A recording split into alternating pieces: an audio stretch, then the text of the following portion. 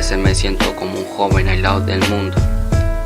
Así me siento yo, vivir encerrado, aguantando miles de emociones que me están presionando. Así me siento yo, el barrio siempre sufriendo las consecuencias, pero bien sabemos que no tenemos la culpa de los errores que otros cometan. Yo hoy le damos las gracias a las ollas populares en el comedor comunitario que bancan a cientos de familias que en la calle han quedado. Discriminación, exclusión, la gente que juzga sin una visión. Somos pibes que estudiamos, no que robamos.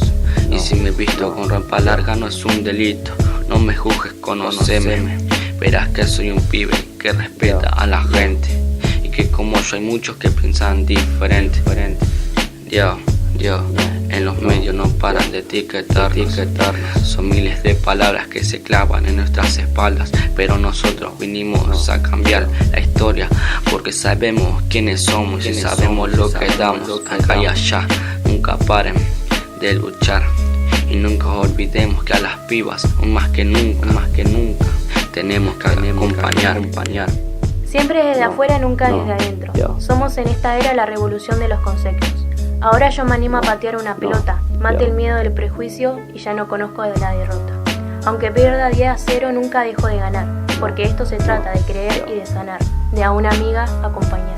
Ganamos un terreno, no nos intentes sacar, pero no hablo de la cancha sino de la vida en general. Antes era la machona, hoy me llamo la verdad. Hoy me llamo lucha, hoy me llamo libertad.